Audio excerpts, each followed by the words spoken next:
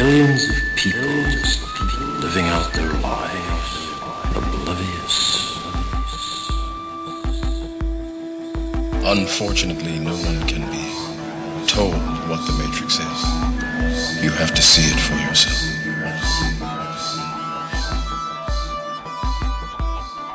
There's something wrong. There's something wrong. You don't know what it is. You don't know what it's there. Like a splinter, driving you mad.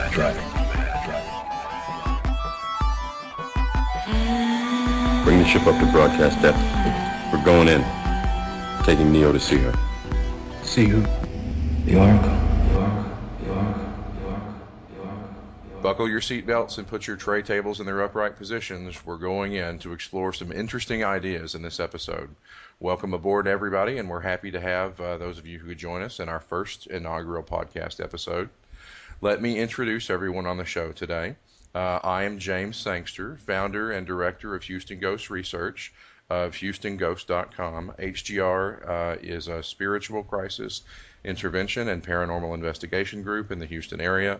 I'm also the author of Help, I'm Haunted, Dealing with Ghosts, which is available on Kindle. We also have with us Lori Notch, an anthropologist and publisher of Idea Gems magazine of ideagems.com. My group was actually just featured in her latest episode for October. She did a really great write-up for us. She's also a media producer who specializes in documentary films and has an upcoming project focusing on the paranormal wave that's sweeping the nation. Mm-hmm. Our special guest for today is Stephen Davis, and I'm really excited to have him on board. Stephen runs a website called Holographic Universe Workshops, spelled just like it says. It's a free educational site for those interested in learning more about holographic theory, which is the subject we're going to be exploring today. He's also the author of Butterflies Are Free to Fly, which is available on his website, butterfliesfree.com. Our sponsor for today is electricgoldrush.com. Saving money is like a gold rush in your pocket, serving Texas, Florida, and California electric energy markets and natural gas. Check out their website at electricgoldrush.com. They give no strings attached, free consultations. If you sign up for the a limited time, they've actually got a really cool deal going where anybody who switches electric providers, providing they can actually save you money, you get a free 3-day, 2-night vacation in one of 50 locations. It's a faith-based organization. They have absolutely zero sales pressure, no strings attached, and it's completely free for consumers who just want to find a free or better electric provider. All of their consultation fees and everything are actually paid for by the electric provider, so that's no cost to the community at large. Stephen, I want to get the conversation started. Most of the people who have listened to who are listening to this podcast have never ever heard of holographic theory. Can you give us a little bit of background on your website, your book, and just how you got involved in this whole holographic theory project? Wow, that'll take me back to the 1980s. I started reading books like Taking the Quantum Leap and Parallel Universes by Dr. Fred Alan Wolf. And I was just fascinated with this whole area of science, even though I had never taken a physics course, and I do not consider myself to be a scientist or a physicist. Please understand that at the outset. I am not an expert in quantum theory, but it's been my hobby for, 30 years. And it didn't make all that much sense to me. I just was fascinated. There was something that sparked my curiosity. So over the years, I continued to read and follow the whole development in this, and it was not until about 5 years ago that it became an integral part of my life. I have to say it that way, because all of a sudden I began to understand something called the double slit experiment, and what it means to our understanding of life and reality if you believe it. I guess is the best way to put it. because the ramifications of this double slit experiment are deep and wide. And this double slit experiment's been voted the most beautiful experiment ever in physics by Physics Magazine. It's well known, I suppose, in the scientific community. I don't know how many people in general know about it, but it is mind-blowing. And so I think, if you are ready, we probably should start with that, because that's the thing on which everything else is based. That's the basic premise of the whole holographic theory and the idea. So I don't know. Do you want to just dive right in? You read my mind, actually. You said something in one of your first presentations on your website. Um, I forget who the actual quote came from, but it was something along the lines of, "If you really truly understand the observer effect, it completely changes everything." So it's crucial that people who want to get a foundation in holographic theory understand that. So yeah, can you walk us through how that experiment started and what the outcome was? Sure. And by the way, that quote came from Dr. Richard Feynman, one of the leading physicists and quantum physicists in the world. Ah, Um, yeah, this really started back in the late 1800s. A guy named Thomas Young was trying to determine whether light was a particle or a wave. okay, And so he was trying to do some experiments to see how light particles or photons behaved under certain circumstances. And the results were actually, I'm going to say, fairly inconclusive, other than the fact that they basically said we can't tell. right, It opened up a whole mystery about the wave or particle manifestation of a photon. Now, the experiment kept being repeated over and over, and the results became more and more clear that when you fired a piece of mass at a barrier that had one slit in it, some of that mass would go through that slit in the barrier and hit a sensitive piece of film behind it.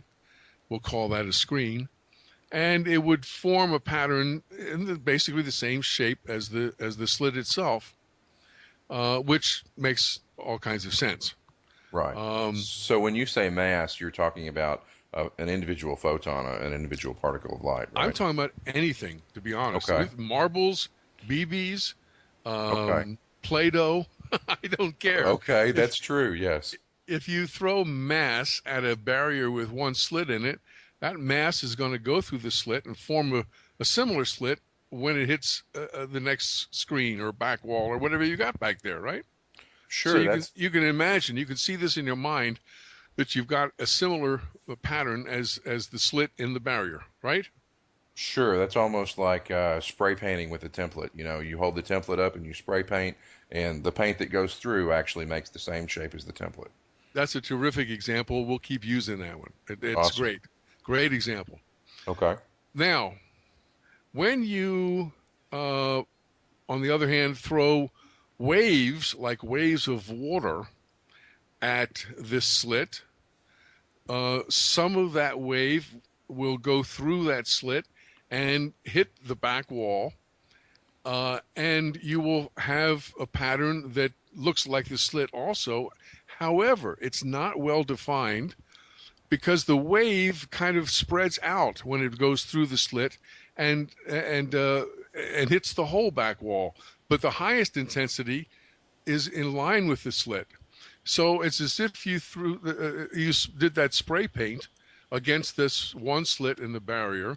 When the spray paint got on the other side of the barrier, because it was more liquid or fluid, it would spread out. So you wouldn't have just the slit showing up on the back screen, but you'd have a pattern where the area in line with the slit was the brightest, but then it just fanned out to the sides. Can you see that? Uh, Absolutely. Now, Lori, this is new to you, and the observer effect Oh, is it's crucial. So, actually it's odd because it's not so new to me. I had 3 years of physics in university. Oh, my I good. You got switched. more than I I do. switched because I was embracing fractals and chaos theory. I was the only female in the department. This is in the 70s in the Midwest. And they were very Newtonian in their thinking, and I wasn't thinking that way. And so I got out of it, went into early computers for a while, and then I wound up going into anthropology of all things. So it's kind of interesting. It's reminding me of some of the headier discussions I used to have like 30 years ago. And then as an anthropologist, of course, I'm out living in cultures, we'll call them non-industrialized cultures. And I've worked with a lot of their belief systems and their shamans, and maybe they didn't use physics to describe their perceptions of what is reality and what isn't, but it pretty much follows the same philosophy that, this isn't real and this is just an interpretation of some sort of data that we're receiving as human beings. And they believe the same holds for the animal world, everything. I mean, even plants have perceptions. So yeah, it was like, oh my gosh, I remember talking zero point gravity theory back in a supermarket in 1989 or something, I mean, strange things. So it's kind of neat to see all this reviving and seeing what's actually happening with real, if you want to look at, I remember early holographic images on the photographic plates, and now it's Star Trek coming true. I don't know how to explain it. It's just uncanny. oh, it absolutely is. I completely agree. You said a word that piqued my interest, and maybe we can tie this in later Yes, down the road. You said fractal. yes, Fractal theory really ties into this yes. later, and I'm seeing that more and more as I study this. But to back up and help the folks who haven't been exposed to this, we've got to go back to the double slit experiment. Right now we've only got two slits, and we're talking about mass going through in one version, and then in another version waves going through. Right, with one slit in the barrier. Correct. All we've covered is, and I just wanted to find out whether we were kind of explaining this well enough so that people who were not as familiar with it might be able to imagine or visualize or understand what we're talking about. Do you think we're doing okay, Lauren? I think so. I like the idea of a spray paint and a template, and Okay. like a stencil. I don't know. I wonder if people are catching the whole wave theory of when water is moving past and through certain passages, and what it does do, and how waves cancel each other out to Well, we create. haven't gotten there yet. I've gotten Yeah, there. yeah. Ahead of the game. We only have one slit in the barrier, so we're not doing any kind of canceling with the waves yet. Okay. All right. But even to understand how liquid moves versus how Yeah, solid that's true. particles. That you have to be able to visualize that when the wave goes through the single slit, that it doesn't just go straight ahead in a channel and hit the barrier. It begins to fan out or pan out, and so it hits the entire barrier with just different degrees of intensity as it dissipates on the other side of the slit. I think you're absolutely right about that. That has to be really crystal clear in this understanding. Yeah. Sure. Okay. When you pointed this out, and you actually had a really excellent visual representation of this in your slides for your workshops, I noticed it was almost like as the water and the wave went through the first initial slit, it was almost like a completely new point of origin for the wave. Correct. Does that make sense? That is basically the way you can look at it. That at the slit, the wave that came from behind and hit the slit now forms basically a new wave, the size of the slit, and Mhm. then goes on the other side and begins to fan out. That's right. Mhm. That's Okay. exactly right. So what's the next step in the experiment? Okay. The next step is to put two slits in the barrier, and we'll go back and we'll deal with mass again. And so now we have two slits in the barrier. They're the same size slit and they're side by side. And there's no magic about how far apart they are or how big and tall they are or anything. That they're just two separate slits side by side. Okay. And we're going to, again, throw mass at them. And I don't care whether, as I said, it's electrons or photons or spray paint. So we're going to throw mass at them, and as the mass goes through the two slits, it hits the barrier and back, and as you would expect, we now simply have two slits formed on the back screen, um, just in line with the two slits in the barrier. This makes total sense. It is what we would expect to see, and it is what we do see. It's what we get. Now, Sure. the problem is when we throw a wave at a barrier with two slits. And this is going to take a little work to visualize as we talk about it. Right. But as you said, when the waves hit the barrier with two slits, it now forms two new waves at the barrier. And as they begin to fan out on the other side of the slit, they interfere with each other. Now, think of this as if we were dropping two pebbles into a calm lake or pond and watching the ripples of those pebbles come close to each other and then hit or impact each other in the middle. Okay. Same thing happens on the other side of the two slits with waves, is that some of the ripples from the waves hit each other. And what we have now is a phenomenon called diffraction. And that is when the two ripples or the two waves interact or interfere with each other, they do certain things to each other depending on whether it's the top of one wave hitting the top of another, or the bottom of one wave hitting the bottom of the other, or anywhere in between. And here's what happens.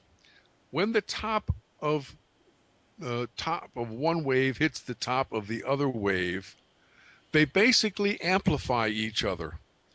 Okay. And so what you have as a result is a new wave with greater intensity than you had to begin with. Okay. When the bottom of one wave hits the top of another wave, they actually cancel each other out and you have nothing left. The intensity disappears. Okay.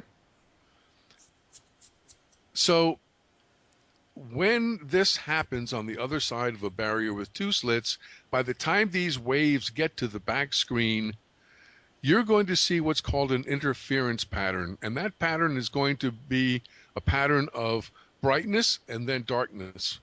Brightness where the two tops met, darkness where the top met the bottom. And it repeats itself, brightness, darkness, brightness, darkness, all the way across the back screen.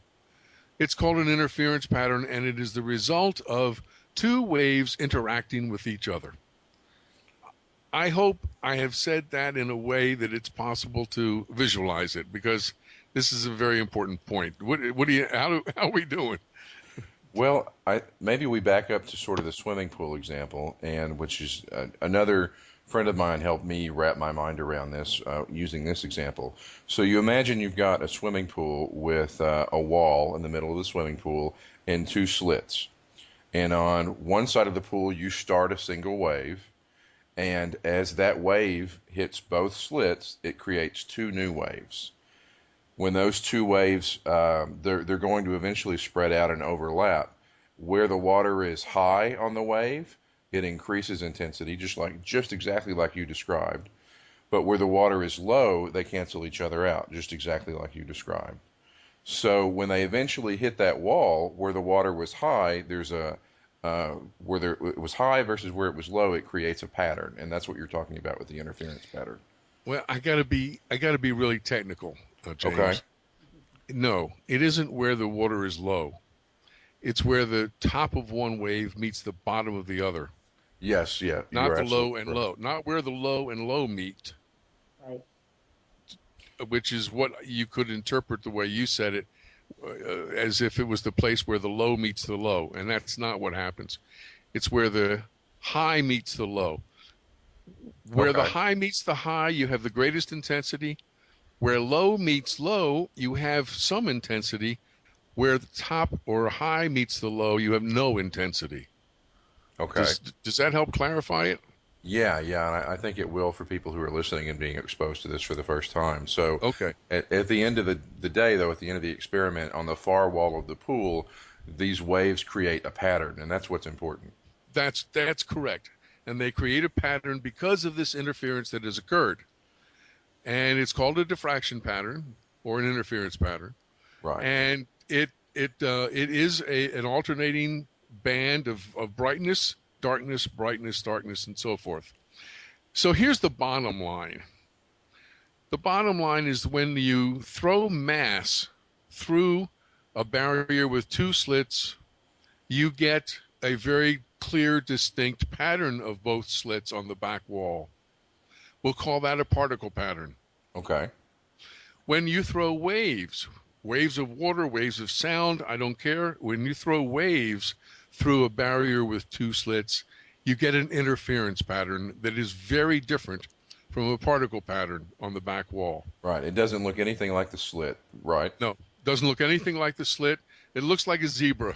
if you know, light, dark stripes here, there. Okay, it looks very different from a particle pattern. And this is I was trying to explain it so that people understood how it happened, but the real important thing to understand is what happens, and that is always when you throw mass through two slits, you get a particle pattern. When you throw wave through two slits, you get an interference pattern. Okay. And particle patterns can't make wave patterns, and waves can't make particle patterns. And that's the thing, that's the premise on which we start. Okay. All right. I think we should have everybody up to speed at this point. Now it's here where the magic happens. Okay. Well, let me say a couple more sentences about that first part. When scientists started to experiment with subatomic particles, they, instead of throwing spray paint as the mass against the barrier, they threw electrons. And in 1974, they were finally able to get to the point where they shot one electron at a time at the barrier with two slits to prevent any possibility of the electron interfering with itself on the other side of the barrier. And they still got wave pattern or interference pattern. This was when physicists knew they had stumbled across something that made no sense whatever in terms of Newtonian physics. This is when they discovered that there was a whole nother realm of questions and answers, because now they had a particle, an electron, a piece of mass, creating an interference or wave pattern. And they had to explain this. Oh, hold up, hold up. The particle pattern was creating a wave pattern? The particle, what we have always called a particle, the electron, Okay. was creating a wave pattern. That's How right. does that happen? Well, that's exactly what they looked at each other and said, "What? Well, WTF? You know, how does this happen?" Because it violated the premise that only particles form only particle patterns and waves form only wave patterns. It violated that, and they could not understand this. That's how they went on to the next step, which is where you're trying to take me, and I didn't want to go there quite yet, okay? Okay. Because Okay. this is what happened. They were flabbergasted. They could not understand. because what they had was they had a particle, what we have always called a particle, an electron. It's a piece of mass, right? An Right. electron has always been considered a piece of mass, forming a wave pattern, an interference pattern on the back screen. Okay? Okay, so you've got electrons almost like ping pong balls, one at a time, going Correct. through this slit, and you expect to see a pattern in shape with the slit, Yeah, right? because it's a And particle. absolutely. But what they saw was not the slit pattern. What they saw was the wave pattern. Correct. Okay, so now I see. How did they figure out why that was happening? Well, they didn't know why it was happening. So what they decided to do next was to put a measuring device at the barrier with the two slits in it.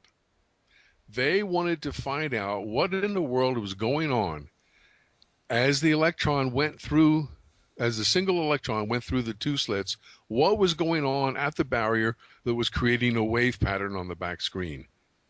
All right? Okay. So they put a measuring device there at the two slits, and then they fired single electrons at the barrier again. And lo and behold, this time they got a particle pattern on the back screen. Wait. Okay. Yeah. Yeah. You see? So I mean, you're telling me if they're throwing electrons through the slit, and if they're not measuring it, they get a wave pattern. But if they try to measure it, they get a particle pattern? bingo. Okay. Absolutely. Yep. Okay. That's exactly what this is all about. That's exactly what the double slit experiment is all about, and why it is so important and critical and revolutionary, you know? So that's exactly what happened. Then they discovered that when the electron is being observed at the slit, it changes and forms a particle pattern on the back wall. The only conclusion they could draw, because they did this over and over and over and over, and the same result every time. The only conclusion they could draw was that the electron has a dual personality. It can be a wave and it can be a particle. It's called the wave-particle duality. And if it is not being observed, it's a wave and forms a wave pattern on the back wall. And if it is being observed, it becomes a particle and forms a particle pattern. So the only variable in that equation is whether it's being observed or not. Absolutely correct. Now, basically what they say is this, that an electron now, as we understand it, exists in its native state as a wave. Now, let's digress just a minute and talk about what kind of wave. We're not talking about an ocean wave or a sound wave or anything like that anymore. We're talking about a wave of possibilities, is what Lynne McTaggart calls it. Lynne McTaggart wrote the book called The Field. Right. And this wave of possibilities basically says that the electron, when it's not being observed, it does not exist in one location in space and time, but has a myriad or multitude and may perhaps even infinite number of places that it could exist. Those are the possibilities. It's a wave of possible locations, a wave of potential Okay. electrons. When the electron is then observed, what happens is that observation itself collapses the wave function of the electron, and it pops. And that is a scientific term, believe it or not. Yeah. It pops into being into a specific location in space and time and becomes a particle. So looking at the particle, the act of actually looking at the particle, makes it shift from a wave of potential to what we think of as an actual particle of matter. That's correct. That's pretty Now, profound. yes, it is. Now, you've got a microphone sitting in front of you right now. Yep. That microphone is made up of electrons, made up of molecules, which are made up of atoms, which are made up of electrons. It's quite clear, right? Wait. Hold. I don't want to pop out of existence, so I need to make sure I'm watching the microphone. What's that? Yeah. I said I don't want to pop out of existence, so what you're saying is I need to watch the microphone? Well, no. What I was going to say was close to that. It was that an electron. If we took one electron in your microphone right now, it exists in a specific location in space and time to make up the atoms and molecules and so forth that create that microphone, because you are looking at it, because it is being observed. Okay. If you stopped looking at or observing that microphone, the electron would go back to being a wave in a wave of potential locations, but an Okay. undetermined location. Okay. Okay? Okay.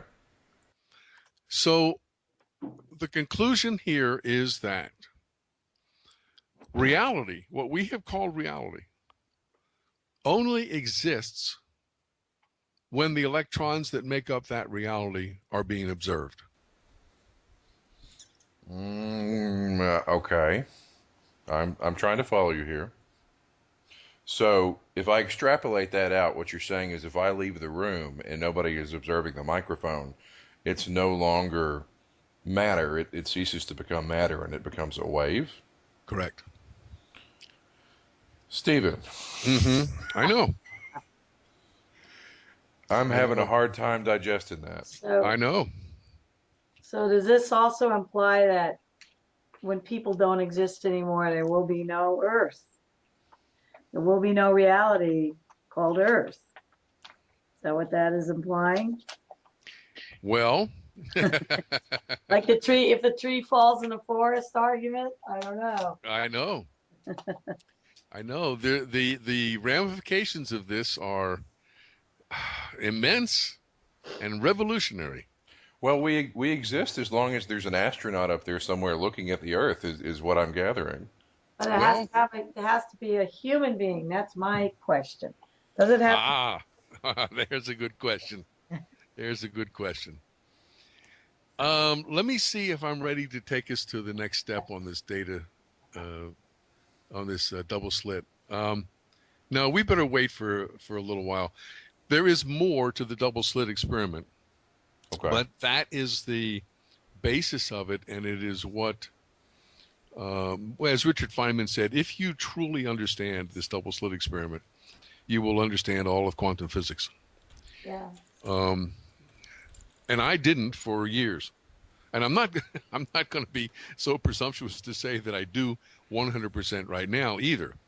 But I will tell you that um, that when you start applying this uh, this conclusion in your own life and in your own behavior, it radically changes. At least it radically changed my understanding of how life works, of how the universe works, of what reality is, and even the spirituality, um, in a very, very deep way. So I think that it's worth spending a lot of time on just talking about the double slit and what it means and what it does. I completely agree. If that's all we talk about today, that sets the foundation for understanding this. And don't get me wrong, I follow exactly what you're saying, but I'm trying to emulate how somebody who's never been exposed to this might react. Right, right, yeah. So So where do we yeah, go where do you want to next? go? I just like to mention again, as an anthropologist, I work with people of different cultures, and not recently I've been working with some Native American, I guess, shamans, medicine men, whatever you want to call them, and they're firm believers in in sort of this. You can be two places at one time, even over long distances. Hmm. They claim this happens. They've claimed this has happened to them, where that one could be here in Maine, and then he could be seen, physically seen, and in the room somewhere in New Mexico. Hmm. Now, of course, to our lovely Western bias and the way we're educated, we're saying, what have you been smoking or drinking? To think that. But they truly believe in that and shape shifting. So this brings in, again, concepts of what we call matter isn't necessarily matter. How we conceive time is certainly not their perception of it. So how would this theory work with some of these very ancient and quite conventional beliefs in their culture? Yeah, I think it ties in very, very well, Lauren. I mean, one of the things that you can do, you can search the internet and you can find pictures where scientists have photographed one electron in 6 different locations at the same Yeah, time. there you go. And Science. so that's what the shamans are saying, you know. That's right. That's They right. happen to have it, they do it with their body. Sai Baba was famous for bilocating. It is not, well, I was about to say it's not unusual. Yes, it is unusual, but it is not isolated cases. That's what I'm trying to say, that there's a documentation of this all over the world. So if you extrapolate what we learned from this observer effect or double slit experiment, um, you could potentially, this could potentially answer what we've been trying to answer about psychic phenomenon and ghosts and non-locality and all that sort of stuff. It's all based in this one experiment. Yes, that's exactly why this is the most important experiment ever in physics. Who would have thought Uh, one guy shooting electrons through a slit would have changed how we understand reality? I know it's pretty amazing. Now, for those, I won't even call them skeptics out there, but for those people who are questioning, I have to say yes, that your question that sounds something like, well, if this is the case, then this whole double slit experiment doesn't exist either, and that's true. I Oh mean, yeah, true, true. so I'm not going to be sitting here today saying, "Here, I'm telling you the absolute truth of what's happening." No, what I'm telling you is the results that we're getting scientifically now, which are completely revolutionizing the way we think about reality and science and so forth. And tomorrow may be different again, but at least we are breaking free of the very incorrect Newtonian physics that we've lived with for so many years. And this is the equivalent of realizing the Earth is not flat, but it's round instead. That's the kind of impact this is going to have on our life and our society in the very near future. And it's that important. But I'm not going to tell you that this is the end all of scientific experimentation either. Right, right. And you said something that really it made my brain go off on a tangent, and I had to reel myself back in. Uh, it it's not that the double experiment doesn't exist if you're not looking at it. It's that it doesn't exist as we currently understand it. And that's sort of been the crux of my own process of discovery.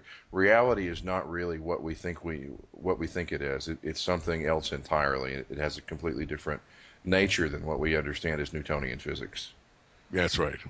That's exactly right. And I think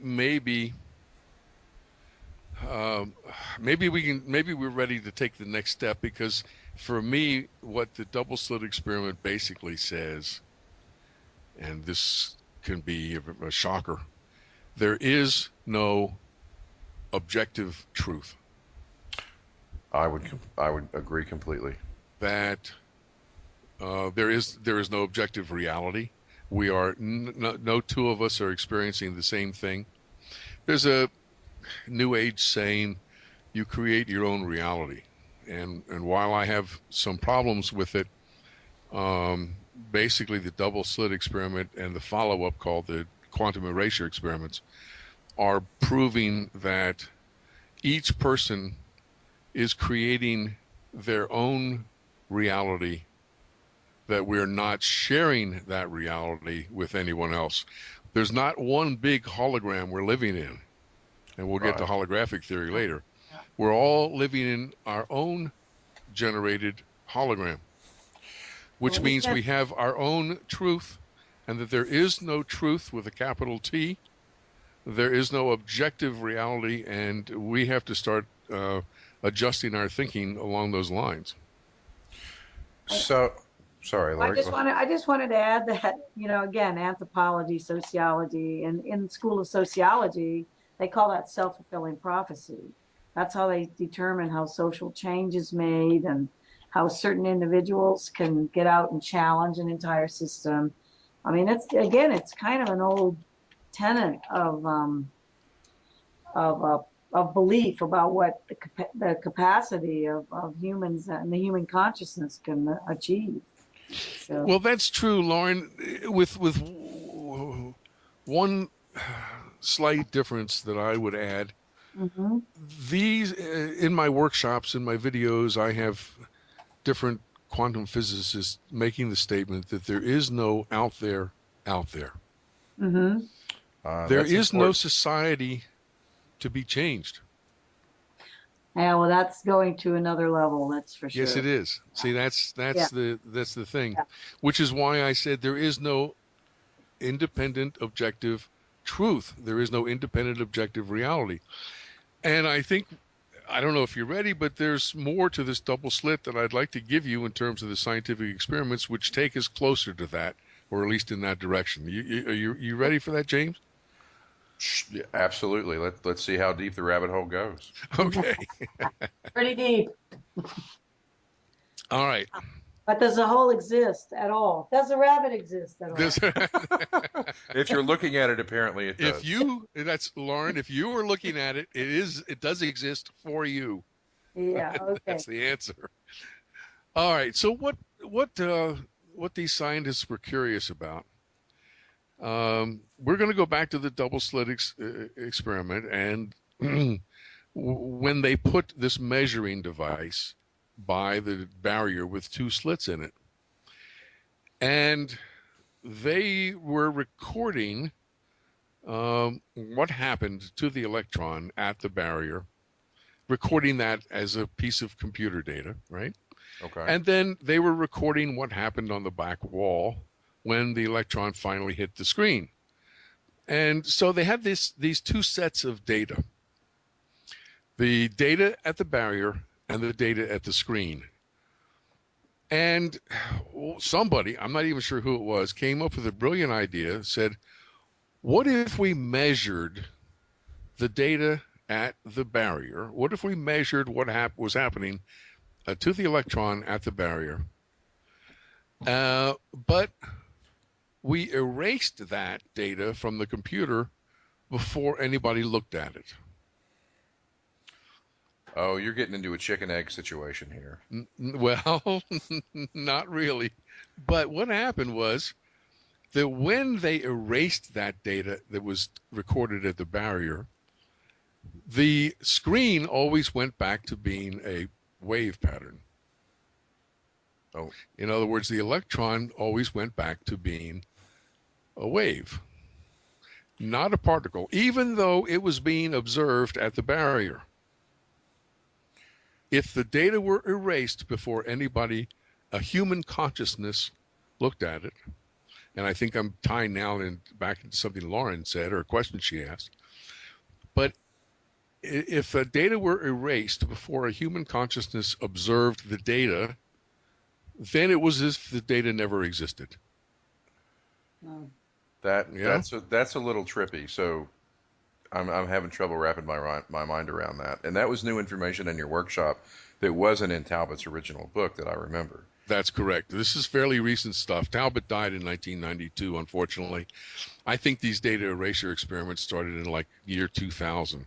mm. Tom Campbell is actually the one. You can look him up on YouTube and on the internet. He wrote a book called My Big Toe, My Big Theory of Everything. And he talks about these data erasure experiments. So And yeah, so you're saying if you conduct the experiment and you observe both the point where the slit is, and the point of impact where the particle hits, or the wave hits, or whichever. If you erase that data before anybody looks at the data, then it behaves differently. Yeah, it behaves as if the data was never taken. So the variable in that equation is whether somebody has even looked at the data or not. Correct. Stephen. I know.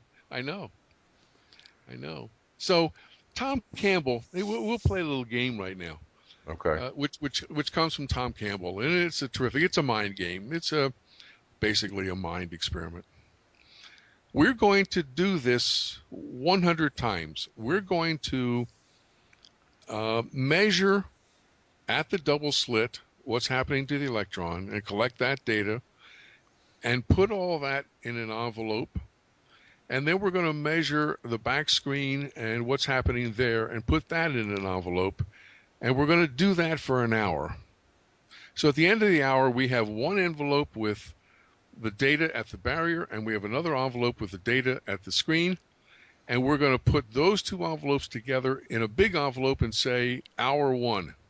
All right? Okay. Then we're going to do that again for another hour exactly the same way. And we're going to do that for 102 hours. So at the end of those 102 hours, we have 102 envelopes. Inside those envelopes are the envelopes with the data at the slit and the data at the screen. Okay? So you're not talking about data that's just floating in a computer somewhere. You're talking about actual printouts of data in an envelope. We're going to print it out. For this mind game, we're going to print it out. Okay. All right. So now we're going to take the first envelope from the first hour, and we're going to open it up, and we're going to look at the data from the slit and the data from the screen. And what's the data on the screen going to show? What kind of pattern are we going to have? Well, if you've observed the data, then it should show up as a particle, right? Correct. Yeah. Okay. Right. Now we're going to take envelope number 102, the last one we did. We're going to open up. We're going to look at the data at the slit and the data at the barrier. What kind of data is the barrier going to show? It should show particle data, right? Of course, yeah. Okay, yeah. So we now have the first and the last of this group, both showing particle data, which is what we expect. And we can logically deduce that all the other 100 envelopes in between are going to be exactly the same thing. Correct? If we opened them up and we looked at the data and we looked at the slit and the data at the barrier, we're going to see particle pattern all the way through. Well, I want to say yes, but something tells me that there's a hook. No, it's okay. Okay. It's okay. You can say yes. Yes, it should be the same. That is exactly what we would get, we should get, and we will get if we do that. All right? Okay. Now, I'm going to take these 100 envelopes and I'm going to give 50 of them to you, James, and I'm going to give 50 of them to you, Lauren. Okay. And James, you're going to open up all 50 of your envelopes and you're going to look at the data at the slit and the data at the screen, and what are you going to have? It should all show particle data, right? Correct. Okay. All right. Lauren. Lori. Sorry, my name is Lori. Lori, I'm Yes, very, very that's all sorry, right. Lori. That's all right. I'm going to ask you to hand to me all the envelopes with the data at the slit, and I'm Okay. going to burn all of them. Good. Destroy them. I did. Cinders. And now you're going to open up all the envelopes with the data at the barrier, and what are you going to see? Isn't that going to be the wave You're pattern? going to see the wave pattern. Yep. That's right. Stephen, that doesn't make any sense. That means that Blows your mind. that means that as long as nobody's looking, it that the waveforms never cohesed into matter.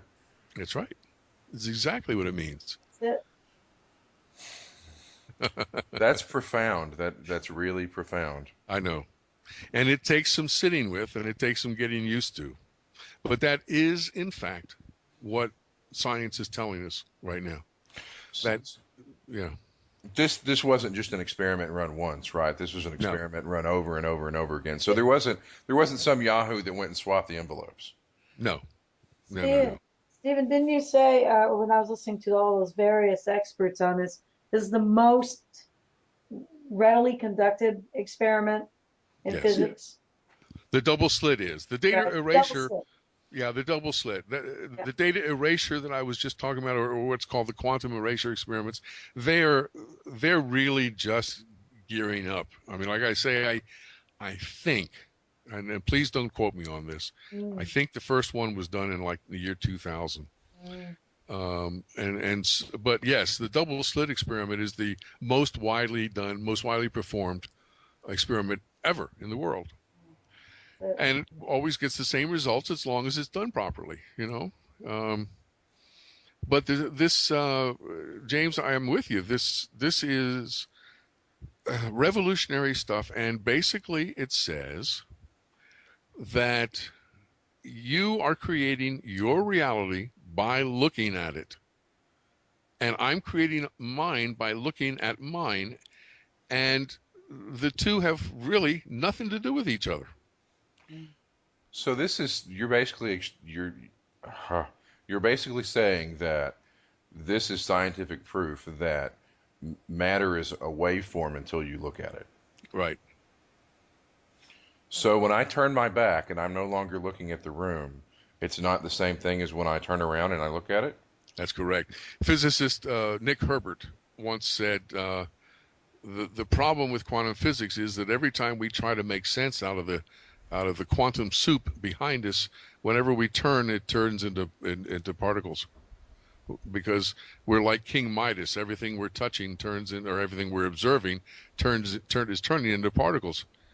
Um, but when we're not looking at it or touching it, no, it's a wave. And it's not just that you with your own physical eyeballs are seeing it. I mean, if you extrapolate that to cameras and which are everywhere, they're ubiquitous in society now. Anytime anything is observing anything, it collapses the waveform into matter. Is that what I'm reading? Uh, I'm not sure I can say yes or no. I'm not sure I understand everything you said in that question. Let's go back to a camera. Okay. Um, when you are looking at the picture the camera took, you are creating that picture in that moment.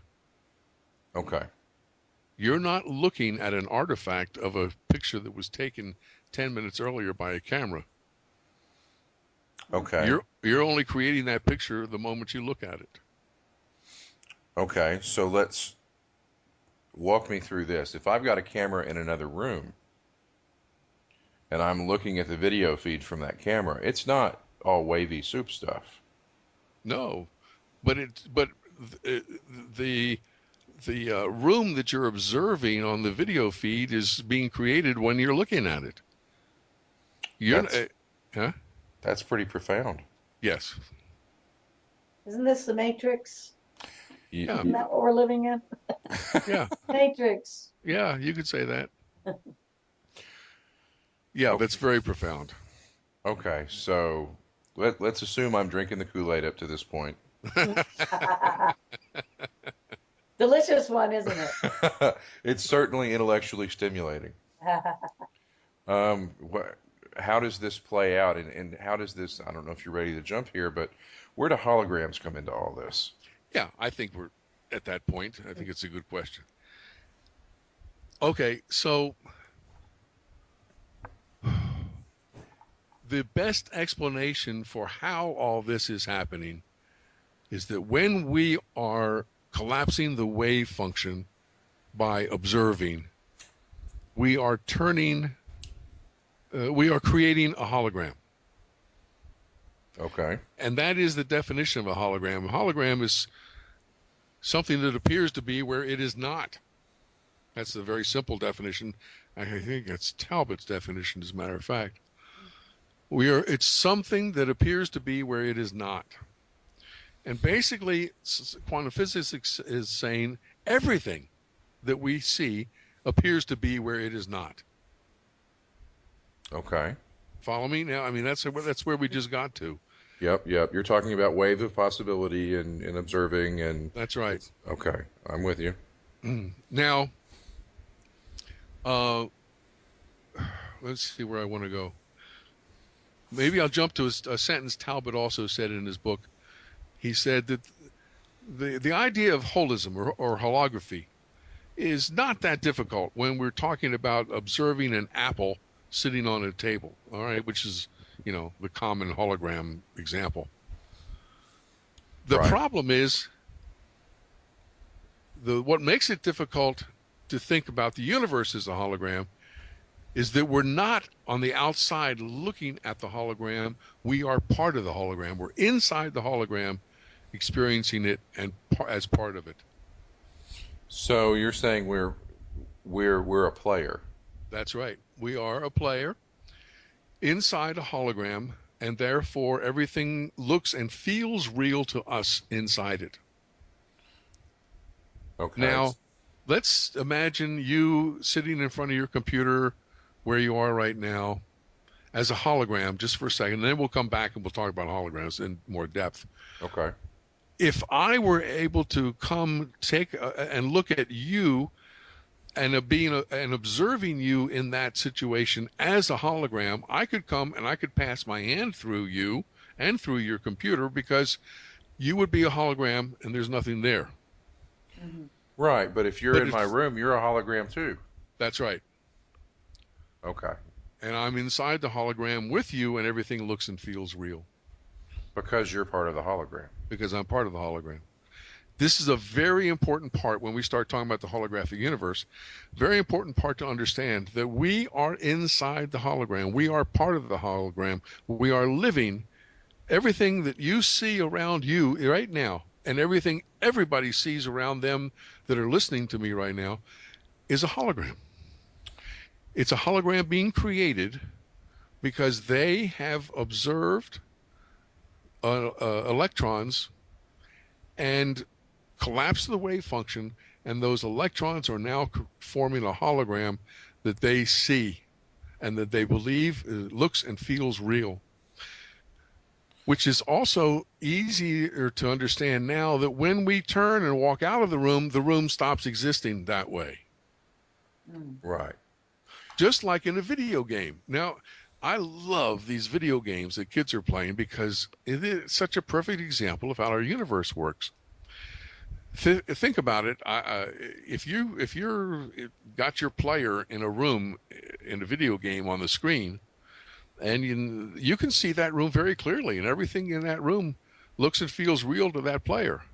When you're finished in that room, if you take your player and have them turn right and go into another room, what happens to the first room? It Well, disappears. Gone. well, Yeah. right. It only exists in code. It only It, exists. Right. perfect. Absolutely right. It only exists in code. We're talking the same thing about our holographic universe or our holographic theory. That the room that you're in right now, James, exists in code until you walk in and collapse the wave function, and then it's there as a hologram. Wait, And when you okay. leave it, it'll go back into code. I can't go any further without drawing some parallels here to the Go for it, man. Matrix. Go for it. Yeah, The the Matrix. the Matrix. So the you observing that the construct works for the Matrix, which is one of the lines from the Matrix. You're essentially saying that we're all living in a code-based virtual universe or reality, and it's just parsing itself, to use computer terms, when it needs to parse itself when somebody's looking. Otherwise, its native state is as code or as a waveform. Exactly. Yeah. Oh, okay, Precisely. okay. I'm trying to keep up. I just wanted to say I was my one of my neighbors, 17-year-old filmmaker, he introduced me to this hot new like video game called what's it called again? Oculus Rift. You guys heard of it? Yes, I know Have all about that. seen it? Have you done it or No, seen I haven't, but I want to get my hands on one of those it? It machines. definitely blows your mind, and it definitely is on order of what we're talking about. Yeah. And as you wear the special glasses, you can look all around 360. The scene changes just like you would in this world, looking around you 360. It was pretty trippy stuff. Have you So have you seen this, Stephen? Do you know what she's talking No, about? no, I haven't, but it sounds fantastic. I think you would really love it, and it definitely applies to what you're talking about. It definitely applies to what the Matrix, even Star Trek, with the Holosuite. It's all not quite there, but almost there. And then the idea of the Star Trek again with the Holosuite, there were episodes where the holographic entities themselves would think they were real. And Yeah, if they could escape the Holosuite, so they had perceptions that they truly existed and had being, while, the officers of the Enterprise would look at them as just holographic creations from their imagination. right. So this whole level of awareness and consciousness again, even in with a holographic entity. So right, sci-fi brings up a lot of these questions. Oh yeah, Great. yeah. I mean, I just love what's happening, especially on the kids' game level, um, because we are. I mean, they're going to understand holographic theory better than any Yeah. of us do, just by playing these games over and over again. So um, I'm thrilled. I mean, I'm not one of those. Of course, I'm a grandparent, but I'm not one of those that tries to limit how much video game time my grandkids play. Simply because I really think that that Well, it's a wonderful teaching aid. I agree with you, and I'm not against technology at all. However, I know there are controversies with their belief system in the world created in the game and how it impacts this other world that we have to live in. So, what are your theories and thoughts on that? Because they will lose sight of reality. That's one of the. Oh, I hope so. That's my Well, whole point. The I, reality that we have thought is real is not. And I but hope they lose sight of reality. But I'm going to be a devil's advocate because there are detrimental effects and impacts of this, where they'll go out and they're playing shooter games, they get a gun, they go out and they shoot for real. And I'm not saying kids do this all solely because of video games, but certain kind of behaviors are resulting because of their wanting to not suspend um, belief, and they want to be so engrossed and absorbed and into the video world they don't cope with the world that they're actually in. Sure, but that's related to the subject matter of the video game they're playing, though. We're talking about sort of a broader scope in that they're playing a game, and the subject matter of their game happens to be violent, but the point is they're playing a game and observing a different reality. And what's coherent in my mind to what you're pointing out, though, is that they're having trouble making a distinction. Yes, because if we're going to say we're all holographs in our own way, and this is a holographic universe, now they're in the world of virtual reality, which is a holographic universe. Where's there going to be any discernment between the two worlds? And it is becoming a topic of discussion with sociologists and social workers, and of course, even in the courts, because there's been certain, I guess, behavioral manifestations from this lack of ability or lack of wanting to just cope with what we will call reality. I don't want to deal with reality. I don't like reality. This video game, be it violent or not, but usually it is the more the darker side of video games. Some children, some young adults, children, young adults will go out, and even not so young adults, they'll go out and try to act in a way they can do it in this virtual world and try to perpetrate those actions into quote unquote the real world. So that now we're getting, I don't know, I'm just looking at this whole concept of perception, and I do see it and I do agree with it. But then what about those people who are manifesting or perceiving it in a way that isn't necessarily healthy? That's my point. Laurie, I'm sorry. I Yeah. totally understand what you're saying. Yeah. And I'm not going to suggest that I have an easy answer, but it touches on such a wide range of topics. Mm, Um, one of the most basic for me being the whole topic of judgment. good one. Um, I have many, many good friends um, who have for years considered themselves to be peace workers and trying to go out in the world and bring peace and lower the level of violence and fear. Mm. And I totally understand that, but I'm going to say also something very radical. Mm-hmm. The more and more peace workers I see in the world, the more and more war I see in the world. Interesting. And there seems to be, now we're touching on the spiritual aspect of things, seems to be a law at work in the universe that says what you resist persists, Mm. or what you judge persists. Right.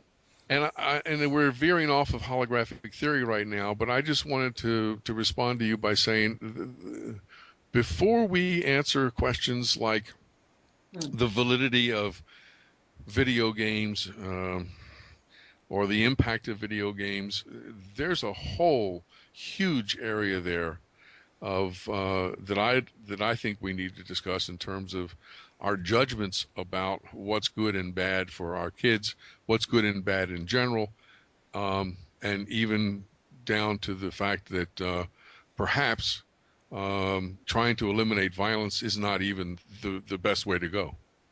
Do you? I I know. see, I do see all that, and I'm trying, but again, I'm still trying to go back to even considering, even getting most human beings to understand ourselves as living in a holographic existence. And the idea that we're pretty much the cameras or the projectors ourselves. There's a programming that we're not in control of. We're the instruments that are processing this programming to create the world as each and every one of our individual, I guess, instruments can do. If you get the whole world to perceive that and accept that belief, then what's to say, because you're still going to have human nature and judgments and biases and penchants to do certain things, what's to say that people won't use that philosophy and logic to do things that they're able to do in a video game or another virtual reality, and they know there's no real harm happening there? I don't know. I guess I'm trying to understand if there's an education process with this, and people understanding they're in a holographic world, and yet we do face these realities, like you can't change the laws of physics. Maybe you can. I don't know. I guess I do look at it from a behavioral and a social No, impact. I know, Lloyd. Right. But what I'm saying is that what the experiment we just talked about said is that there isn't any social impact. There is no social. Mm. What the hologram that you see out there is your hologram. This is solipsism if you want, but Right. there's an interesting term called polysolipsism. Mm. You are seeing the world the way your beliefs and your judgments filter it into your experience. But it doesn't mean that what you see is real. It doesn't mean even that the people you see is real. It doesn't mean the society. You're seeing society in a hologram designed for you, not for anybody else. Oh no, I get that. That's I Okay. understand that. But yet Okay. I could be, and I've been there. I've walked through two wars in West Africa. I Right. saw people, not just me, a whole bunch of us saw people shot. We saw mayhem. We saw suffering. We saw tremendous pain in the name of humanity. And I could turn my back on it, sure. Okay, now I could say poof, it's gone. And I guess in a way, so you can carry on through life, that's what we do because it helps us survive. I don't know, that's where I take this concept, and that's where I take this concept and go to perceptions and what one person, we're all going to look at this from different angles. But when it comes to bloodshed and life and death and disease, I can't just say, okay, I'm not going to look at it and it goes away. Right, I that it's don't know. not real. Yeah, that's what you're saying. It's not That's what real. I'm trying to get. I Well, do understand the premise of you know, what I see is what's in front of me, and that's how I'm interpreting the data. It's my perception. It's everybody's perception. Yet there's a plenty of shared perception out there. Stephen actually touched on this later in the video series, and I think that's kind of what we're leading up to. In in a model where there's multiple players in the game and it's a shared game, but that's way ahead of Yeah. where we're Yeah. at right now. Okay, I'll dial back, as we say in my business. Well, I think that's a very, very valid line of thought, and that's almost its own show or series of show. Yeah, you're touching on ethics and society and perception and Hmm. morality, and woo, that gets down the rabbit hole. Yeah, I agree, and I also agree that this is several steps ahead of where Yeah. we are at the moment, because I think if we go back and deal with holographic theory a little bit more, we can establish some premises that we might find clarify some of that argument as well. Because holographic theory or the holographic universe, it basically says, well, Leonard Susskind, Stanford University, Mhm. has a great presentation where he talks about the fact that if you throw something into a black hole, we've known for a long time that it's going to disappear. Right. But what they've just discovered is that the information about that something that you threw into the black hole is going to be saved on the surface of the black hole itself. And Susskind says essentially our universe is a projection of that two-dimensional data on the edge of the universe, um, creating a three-dimensional hologram. So that you're getting back to the soup then, the soup of wave potential. That's right. That in this field, in this soup, in this wave of infinite possibilities, contains every possibility for every manifestation on a three-dimensional level, and that each one of us, well, now we get into Carl Pribram. This is, I know that's an important place to go. Right, the Pribram, brain. Pribram is a neurophysiologist at Georgetown University, and he, along with David Bohm, concluded that the brain itself is a hologram. And Pribram says that the brain, the function of the human brain, is to receive two-dimensional holographic signals and translate them into three-dimensional holograms and project them out there for us to experience. All right? Right, okay. Did I go over that too quickly? Because that's an essential part of this. That Mhm. the human brain, its function is to receive two-dimensional signals, holographic signals, transfer them, translate them into three-dimensional holograms, and project them for us to experience. Right. Now, So hold yeah, up. As a computer guy, I've got to try to translate that into something I can visualize and understand. okay, You're saying the brain is acting as a processor for the stream of data that's coming through, and it's taking that data and transforming it into a 3D construct or a 3D reality. exactly. I'm saying that the human brain is the same as a computer's CPU. Okay. And the CPU is fed a binary code that makes no sense. It's a two-dimensional code. It makes no sense if you just look at it. But the CPU takes that code, translates it, and projects it onto your computer screen in a three-dimensional way that you can understand and experience. Okay. So we're all walking around with our own personal interpretation of the data stream or the wave potential soup. That's correct. That's exactly right. Our own personal interpretation. That's a very good way to put it, James. We all experience our own personal hologram So created. Yeah, that means that because everything you see is filtered through your belief systems. hmm That means that what you experience from the data stream is filtered through your beliefs, and that has an impact on how that 3D construct is put together. yes, yes. Okay. Um, Am I going too far? no, no, you're doing great. Let's take an example. Um, have you seen the movie Gravity yet? Yes. Yes. Yes. Great movie. Yeah.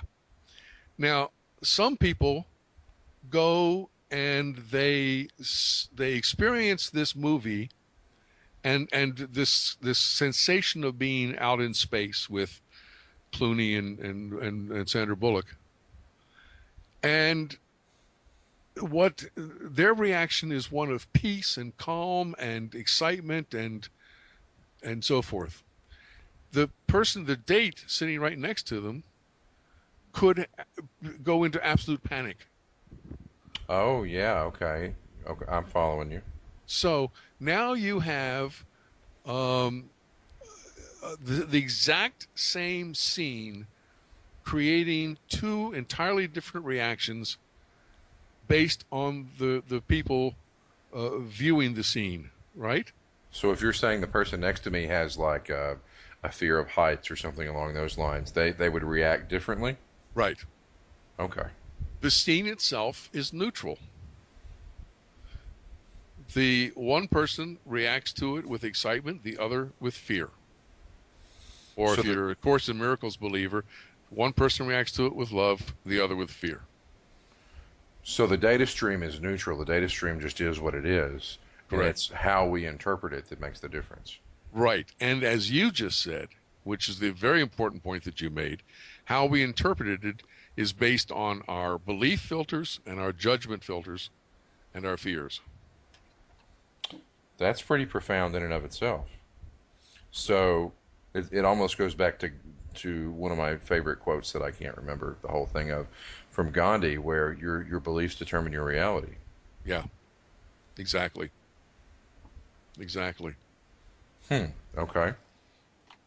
Now, the the whole point is that we are now finding out from the scientific experiments with black holes that what we are each seeing at this very moment that you're listening and I'm talking, what we're seeing and experiencing is a hologram that has been created from two-dimensional data by our brains translating it into three-dimensional experience. And that my hologram that I'm experiencing in this moment is different from yours. And even if we were sitting side by side in the movie Gravity, we're still experiencing a different hologram at the moment. The fact that what we, as a matter of fact, what we do see on the movie screen is slightly different for each one of us. There's not one big common giant hologram that we're all experiencing. It's an absolute individual, dependent, objective reality.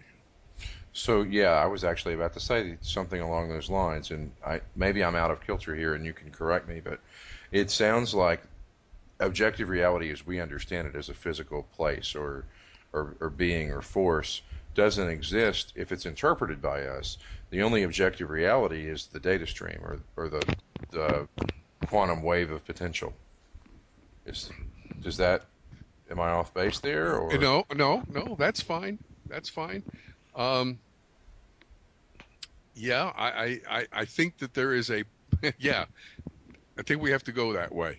That um, that what each of us experiences is a totally dependent, subjective reality based on the reactions we have through our belief and judgment filters to the hologram that we are experiencing. So can I just bring up, we're going back to the double slit idea of particle versus wave. And yet, when all the physicists on the planet who do that experiment, they're basically just seeing one of two patterns occur. They're not seeing the either they're coming out as particles as the two bands put through the stencil of the slits, or as the wonderful band the series of bands is done as if liquid or waves are moving through the slits. They're not seeing dragons. They're not seeing flowers. They're not seeing other manifestations. They're definitely only seeing two patterns. So where does that then particular personal interpretation come into perceiving those patterns in that data? Because I'm seeing a consistent view in everything you've shown, that they're pretty much seeing the same thing. So now I don't understand how this individual interpretation and how somebody sees the movie Gravity is pertaining to the slit theory. Yeah, That's just my little brain doing what it does. good question. Good question, Laurie. Um, First of all, I think that there's common agreement that not two people never see the same thing in the world. We have 10 different people giving 10 different accounts of a car accident, for example. I mean, that's very common. But I mean, it also makes sense is in that my eyes can never be in exactly the same place as your eyes, and so we're also always going to see something a little different out there. Um, what I'm trying to say in terms of the thing with gravity is that what we are perceiving is filtered very often by our beliefs and our judgments, so that our reaction to what we believe we're seeing can be very different. But there's also the idea that, um, okay, let me put it this way. Let me ask the question this way. Why can you and I go outside at night and see the same stars in the sky? Yeah, Isn't that what we're really dealing with here? that's what basically what I'm asking. We can look at the same stars and see them. Right. You may put those patterns in different shapes than I do, but and I agree with that. So, see, I guess that's the point, bringing it to something like this movie. We are what we are because of, well, first of all, again, I'm going to be an anthropologist here. Human beings come up with their, as far as we understand, it's our environment and our reality that gives us our perceptions, and we work our perceptions so we can have the best advantage of surviving in our environment. Now, as more people are on the planet and as environments change, and they could be environments having to do with access to resources or not, or there's a climatological effect. The point is, this is what shapes us. This is what shapes our language. It shapes our whole sense of ourselves on the planet and in the universe. All cultures go through this. And true, what I see, what I hear in music is not what an Aboriginal Australian is going to hear for music. We're going to have our different perceptions because of our enculturation. And you're right, we will look up and we will see the same stars in the sky. And how we interpret those stars will be unique according to our particular enculturation. So I'm looking at this group of physicists who, granted, are coming from the School of Physics, and now they're in the quantum physics, and they're seeing this consistent pattern with the two slits. And they're puzzled by it, and they're trying to make sense of it, yet they're all pretty much, I think, of a same mindset as far as what they're seeing going through the slits. So I'm trying to bridge this with what you're saying, that we're in our own holographic existence. We're all unique. Yes, we will all see certain things, and I do agree we will interpret them differently, but somehow I'm not drawing the connect with the patterns that will happen between particle and wave, and how that's being viewed by many people and being interpreted in a similar way by many, many people. I guess that's where I'm going. I don't know if I'm clear. Yes, I think you're very clear, and I think it's a very good question. And I there are a number of answers and levels to the answers that I would try to give you. When we get down to the question of sharing the same stars in the sky at night, one possible answer is that the whoever or whatever is choosing the holographic experience we're having at that moment. Someone is choosing my holographic experience for me, someone's choosing yours for you, and you and I are looking at the sky and seeing the same thing. Now, if we didn't see the same thing, if we looked up and I saw a bright orange sky and you looked up and saw a dark sky, night sky with stars in it, we'd have a problem. And we would spend a lot of time perhaps arguing about that problem. One of us may end up eventually in a mental hospital if we could not resolve that. Yeah. Right. There seems to be a convenience factor here in that that we see this what looks like the same sky, so that we can spend our time talking about more important things than whether the sky is orange or black. Now, this goes to the question of who's choosing the experience we're having and so forth. And quantum physics gets to the point where the answer becomes consciousness. And they can't define what consciousness is, and they can't go beyond that because they can't measure consciousness. So this is where the science stops, and I would say speculation begins about who is choosing the holographic experience that we're having. We know how we have it. We know that the brain is creating it. We know all that kind of stuff, but we get now to the question of how is our individual hologram being chosen for us and being created, and that's where we have to then decide what we're going to use as our premises before we can answer fully the questions of, well, can we see the same thing and why? Does any of that make sense? Yeah, I'm no, saying it does. we've It reached the does. limit of where we can go right now. Yeah, no, I agree. I know this is just lovely food for thought. And I do know too that there are physicists out there who don't look at it. But that whole particle wave theory, I mean, that goes back a long ways. And when I was doing physics, we were told just to accept the fact, well, it's both. We don't understand why it's both, but that's what it is. So, Right. we went along, you go along with that explanation because at the time that's all you have. So yeah, So I guess if I'm interpreting the yeah. question back and forth, and I'm trying to wrap my mind around it, because Lori, you've got a lot more basis in science than I do even.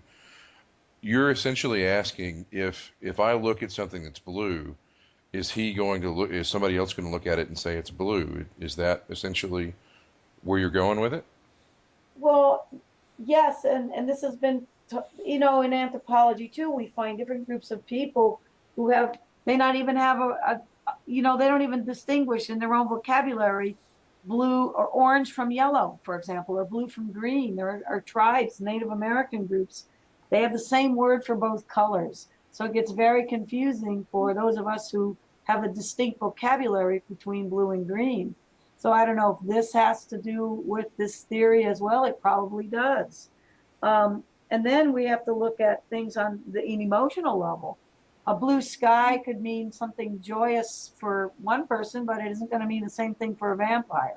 You know, blue sky is, boy, I better be in my coffin. I don't know. It's the interpretation of it.